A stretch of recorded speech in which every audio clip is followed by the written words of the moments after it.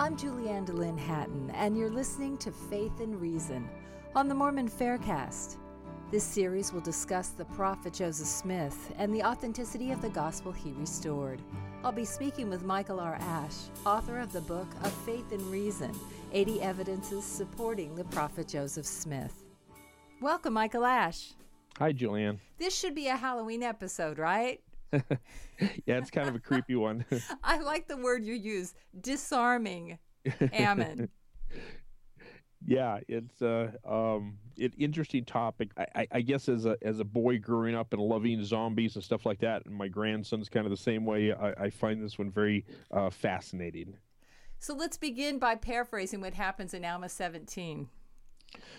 Ammon is assigned to protect King Lamani's flocks. And it's interesting, as a side note, that when we look at artwork of this, many times we see Ammon protecting sheep. But that's not what the scriptures say. It says for his flocks. And so it kind of leaves it up to the imagination of what that might have been. And we tend to impose our own thoughts many times on the scriptures. So that's just an interesting side note. But basically, Ammon is protecting the flocks, and some bad guys, some robbers, come in and try to take some of the animals from this flock, and they get into a fight. And Ammon ends up cutting off the arms of the attackers. And most likely, in this day, these people would have either been dead first or died, obviously, as he cut the arm off. I mean, this even in Joseph Smith's day, was difficult for people to live when you lost a limb. You know, we talked about that when he had his leg operation.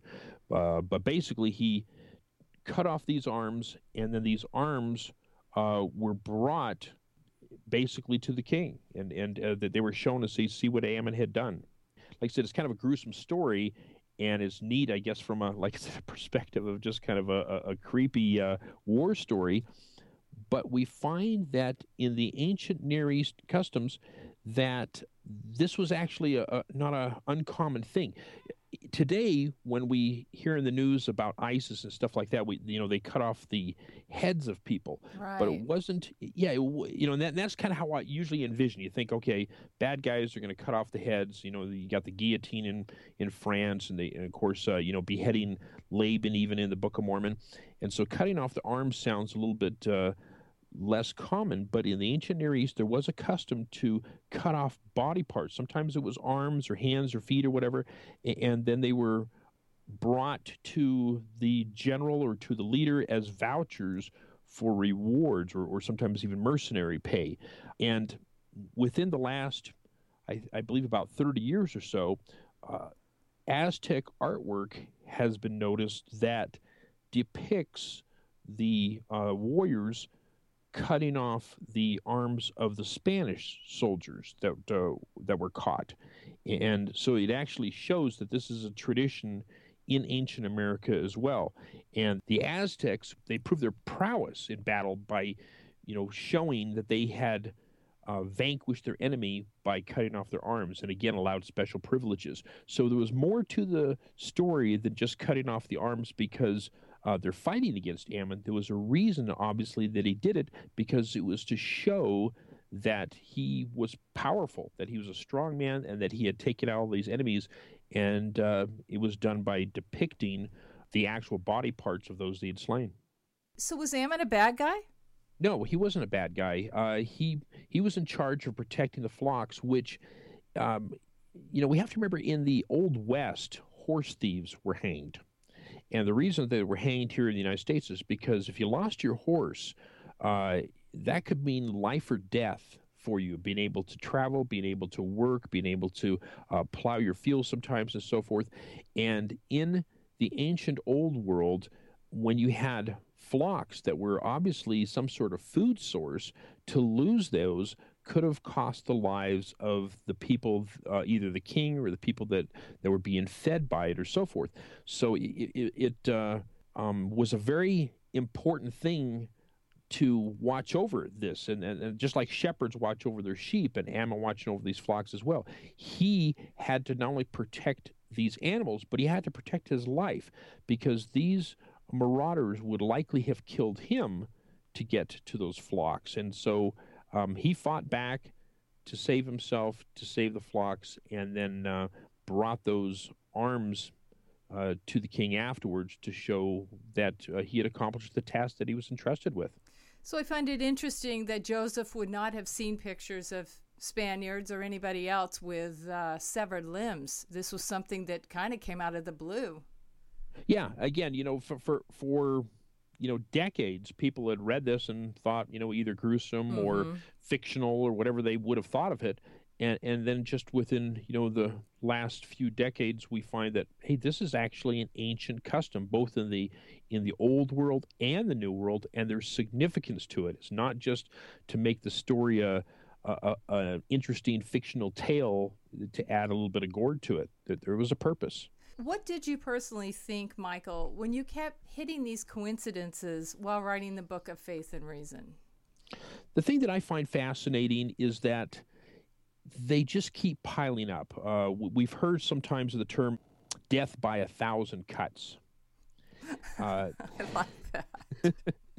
and that's kind of what's going on here. If we just had one or two or maybe a handful of things, you'd say, well, these are just interesting coincidences, and we find coincidences all over the world. You can match up something from modern United States to ancient Japan or China or anything else.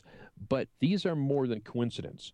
These show that there's some sort of connection between the Book of Mormon and the ancient worlds, because there's a number of them and they fit in at the right place and the right time, and they have the right meaning to them.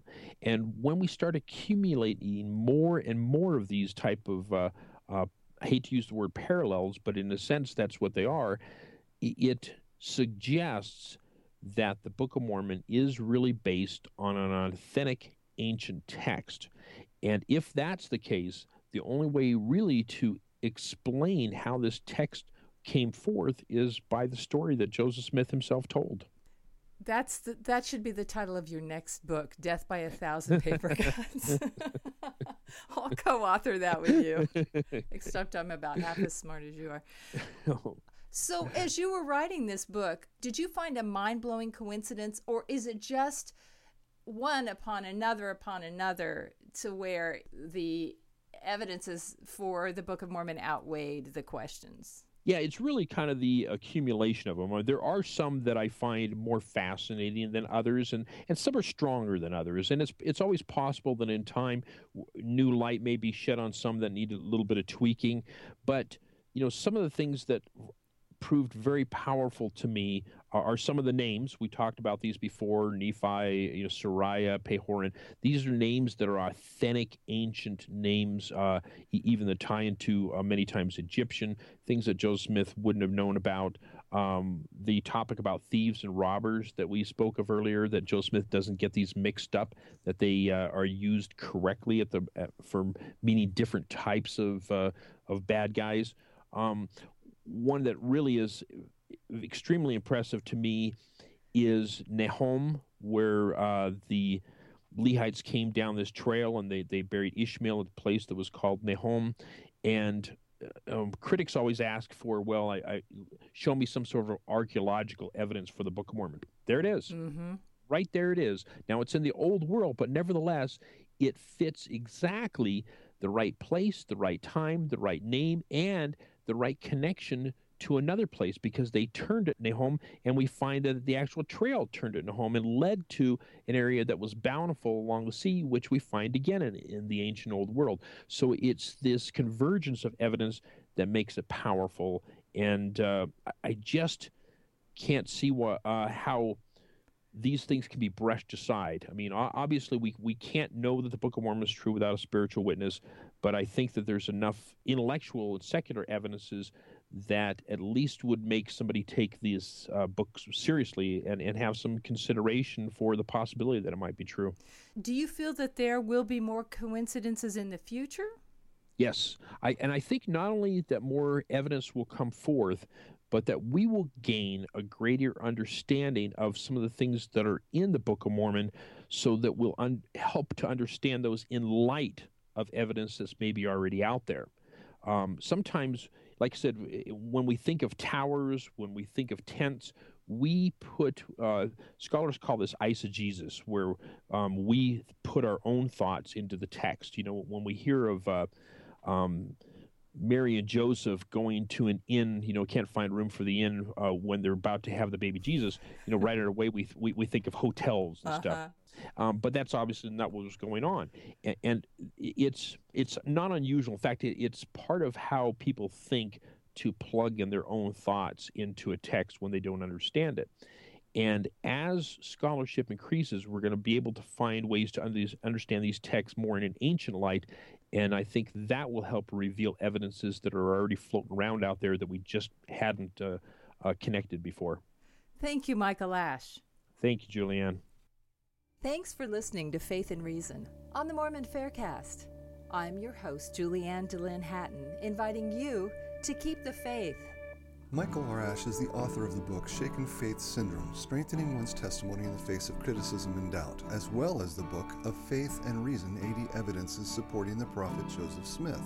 Faith and Reason is produced by Tom Hatton with music courtesy of Arthur Hatton. The opinions expressed in this podcast are not necessarily the views of Fair Mormon or the Church of Jesus Christ of Latter-day Saints. You can support this podcast by subscribing to it in iTunes and by rating it and writing a review. Questions or comments can be sent to podcast@fairmormon.org, or you may join the conversation at fairblog.org.